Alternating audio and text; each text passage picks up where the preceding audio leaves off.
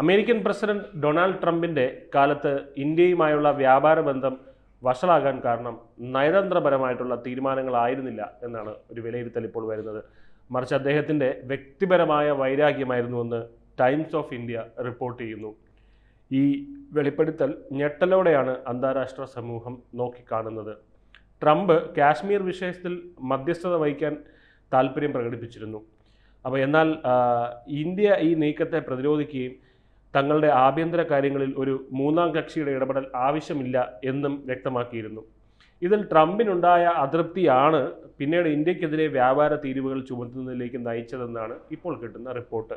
ഇതൊരു നയപരമായ തീരുമാനമായിരുന്നില്ല, മറിച്ച് തൻ്റെ ആഗ്രഹത്തിന് വിരുദ്ധമായി ഇതൊരു നയപരമായ തീരുമാനമേ ആയിരുന്നില്ല മറിച്ച് തൻ്റെ ആഗ്രഹത്തിന് വിരുദ്ധമായി പ്രവർത്തിച്ച ഇന്ത്യയോടുള്ള ട്രംപിൻ്റെ വ്യക്തിപരമായിട്ടുള്ള പകവീട്ടൽ മാത്രമായിരുന്നു എന്നാണ് ഇപ്പോൾ ഈ വിലയിരുത്തൽ വരുന്നത്.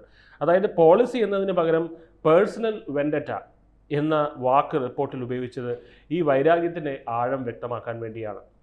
ട്രംപിൻ്റെ രാഷ്ട്രീയ നിലപാടുകളെക്കാൾ അദ്ദേഹത്തിൻ്റെ വ്യക്തിപരമായ വികാരങ്ങളാണ് നയതന്ത്രപരമായ തീരുമാനങ്ങളെ നയിച്ചതെന്ന് ഞെട്ടിക്കുന്ന സത്യമാണ് ഈ റിപ്പോർട്ട് തുറന്നു കാട്ടുന്നത്.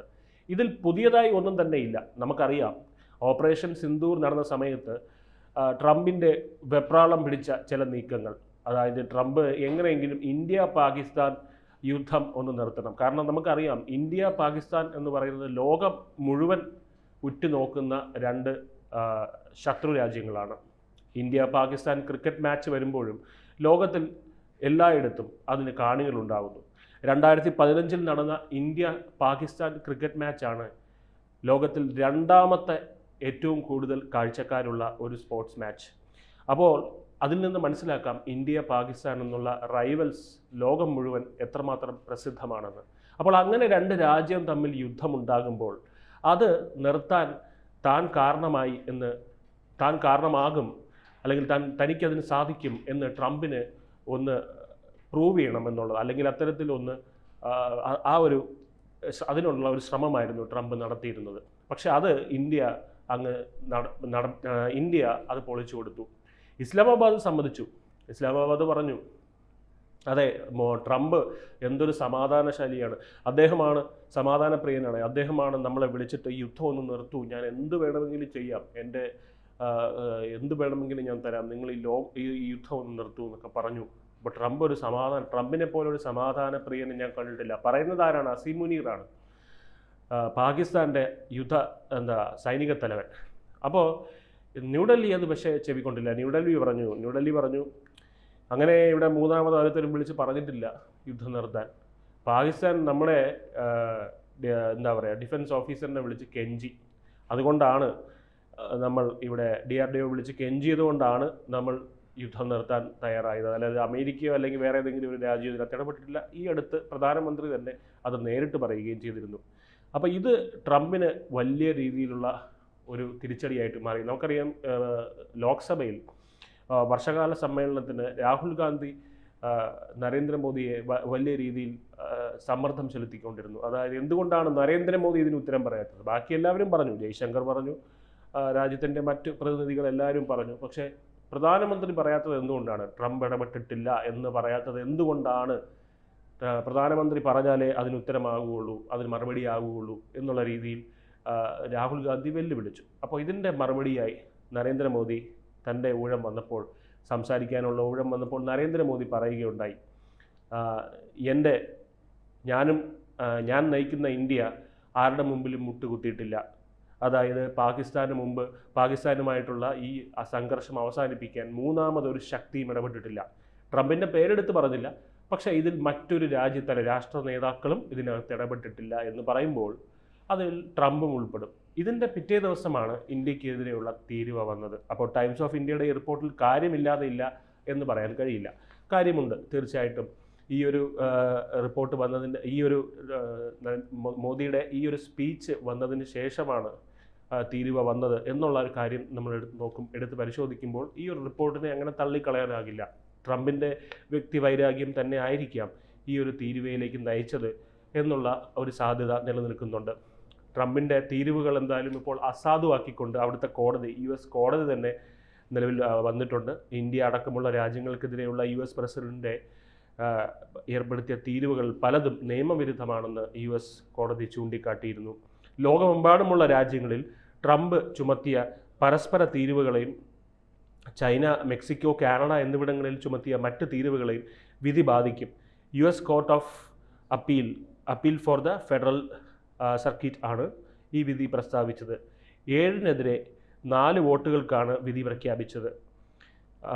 ഇതോടെ വലിയ നിയമയുദ്ധത്തിന് വഴിതെളിഞ്ഞു എന്ന് വേണമെങ്കിലും പറയാം. അതായത് ട്രംപിൻ്റെ വിദേശ നയം അജണ്ടയെ തകിടം മറിക്കുകയും ചെയ്യും.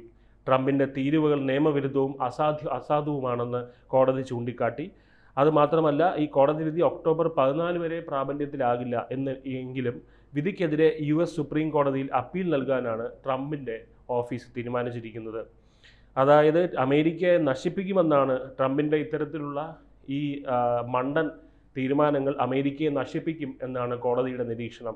International emergency economic powers act പ്രകാരം തൻ്റെ തീരുമാനങ്ങൾ നിലനിൽക്കുമെന്ന് ട്രംപ് തിരിച്ചു പ്രതികരിച്ചു, വാദിച്ചു. അസാധാരണ ഭീഷണികൾക്കെതിരെ പ്രസിഡന്റിന് പ്രവർത്തിക്കാനുള്ള അധികാരം നൽകുന്ന നിയമമാണിത്.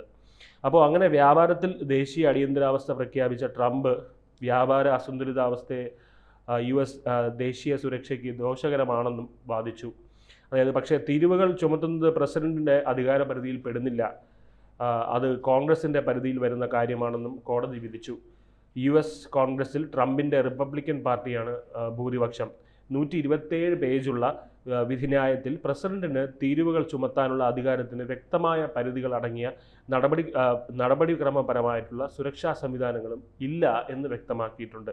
1977-ൽ US കോൺഗ്രസ് ഈ നിയമം പാസാക്കിയപ്പോൾ പഴയ രീതിയിൽ നിന്ന് വ്യതിചലിച്ച് പ്രസിഡന്റിന് തീരുവകൾ ചുമത്താനുള്ള അനിയന്ത്രിതമായ അധികാരം നൽകാൻ ഉദ്ദേശിച്ചിരുന്നില്ലെന്ന് കോടതി വ്യക്തമാക്കി.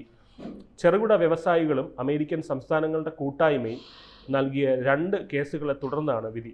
ലോകത്തിലെ മിക്കവാറും എല്ലാ രാജ്യങ്ങളിലും 10% അടിസ്ഥാന തീരുവ ചുമത്തുന്നതിനും നിരവധി രാജ്യങ്ങളുമായും ഉള്ള വ്യാപാര അസന്തുലിതാവസ്ഥ തിരുത്തുന്നതിനായി പരസ്പര തീരുവകൾ ചുമത്തുന്നതിനുമായി ട്രംപ് ഏപ്രിലിൽ പുറപ്പെടുവിച്ച എക്സിക്യൂട്ടീവ് ഉത്തരവുകളാണ് കേസിൽ കലാശിച്ചത്. മെയ് മാസത്തിൽ ന്യൂയോർക്ക് ആസ്ഥാനമായിട്ടുള്ള ഇൻ്റർനാഷണൽ ട്രേഡ് കോടതി തീരുവകൾ നിയമവിരുദ്ധമാണെന്ന് പ്രഖ്യാപിച്ചു. അപ്പീൽ നടപടിക്രമത്തിനിടെ ആ തീരുമാനം നിർത്തിവച്ചിരുന്നു. സ്റ്റീൽ, അലുമിനിയം എന്നിവയിൽ ചുമത്തിയ തീരുവകൾക്ക് ഈ തീരുമാനം ബാധകമല്ല. സുപ്രീം കോടതിയിൽ 6 റിപ്പബ്ലിക്കൻ നിയമനങ്ങൾ ഉണ്ട്. അത് 3 പേരെ ട്രംപ് തന്നെയാണ് നിയമിച്ചത്. എന്തായാലും കോടതിയുടെ ഈ ഒരു വിധിയെ അട്ടിമറിക്കാൻ ട്രംപ് പരമാവധി ശ്രമിക്കും. എന്തായാലും ഈ തീരുവ കൊണ്ട് എല്ലാ വിദഗ്ധന്മാരുടെയും നിരീക്ഷണം വന്നിരിക്കുന്നത് അമേരിക്കയ്ക്ക് തന്നെ തിരിച്ചടിയാകും. എന്നാൽ ഇത് ഒരു ലോങ് റണ്ണിൽ ഇന്ത്യക്ക് തന്നെ ഇത് ബെനിഫിഷ്യൽ ആകും. കാരണം ഇന്ത്യയെ സ്വന്തം കാലിൽ നിൽക്കാൻ, നമ്മുടെ ഡൊമസ്റ്റിക് മാർക്കറ്റിൻ്റെ വിലയെ നമുക്ക് തന്നെ മനസ്സിലാകാൻ ഇത് കാരണമാകും. മറ്റ് യൂറോപ്പിലും UK പോലുള്ള മറ്റ് ഭൂഖണ്ഡങ്ങളിൽ നമ്മുടെ മാർക്കറ്റ് വിന്യസിക്കാൻ ഇതിന് കാരണമാകും എന്നും വിദഗ്ധരുടെ വിലയിരുത്തൽ ഇതിനോടകം തന്നെ വന്നിട്ടുണ്ട്.